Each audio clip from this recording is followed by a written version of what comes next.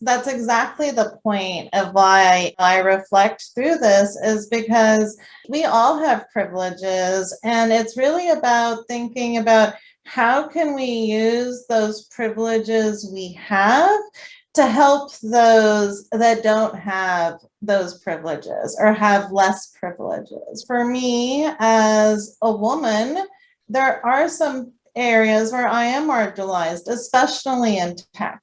However, as somebody that went to an Ivy League university, the fact that I look white and I speak English and I'm a US citizen and I have a very good paying job means I have a lot of privileges that I can then help others. And so this is why so many people ask me, Josie, you're so busy as a VP. Why do you spend your time like doing all these talks?